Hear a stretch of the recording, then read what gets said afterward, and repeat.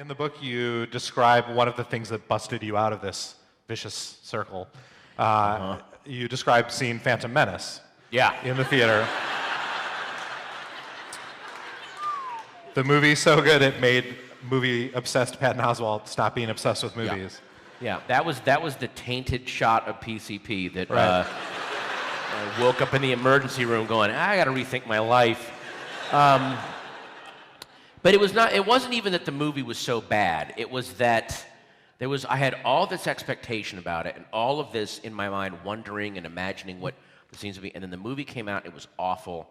And by the way, I saw it at midnight the day it came out, and then I saw it at midnight the next day as if I had somehow not, like something had gone wrong. And just in case. There's no way that's what I just saw last night.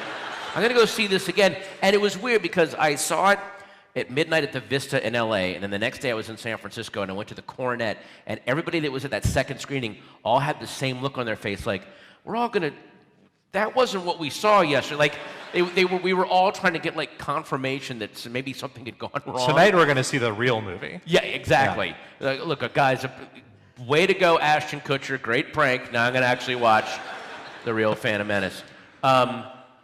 And then, but then in the weeks afterward, my friends and I would sit around and, movie critic friends of mine and actor friends and writer friends and comedian friends, and we would just hash this movie out and argue about it back and forth. And it just struck me that, George Lucas made a bad movie. He's also made great movies, and he spent weeks and months of his life actually making a movie, be it good or bad. And I've spent weeks and months of my life just whining about this bad movie that took up 0 of my energy and 2 hours of my time. And so it's like, maybe I should start, because it reminded me of the days before I did stand-up, before I ever had the guts to go on stage and do stand-up, like, oh, that guy's not funny, I could do that better. And it really got down to, well, then why don't you try to go do better? As a critic, I worry, though, do you feel like that all criticism is basically pointless, people should just be out there making art? Like, do you feel like the discussion is not part of the fun? No.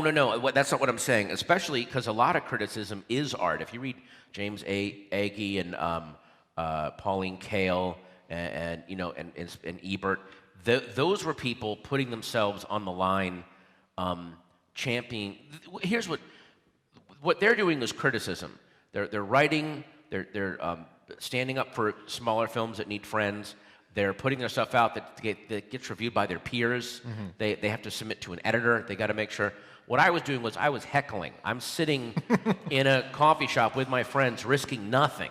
A critic risks everything when they really either go, it's like when Pauline Kael lost her job at Ladies' Home Journal because she wrote that review of The Sound of Music going, I'm sorry, everyone, this movie is awful. And she put up a good argument for it. I don't agree with the argument, but I'm like, wow, she went out there, and then later on had to go to bat for Bonnie and Clyde when people were saying this is filth. So, there's that, I'm not anti-criticism, I'm anti-heckling and I'm anti-whining.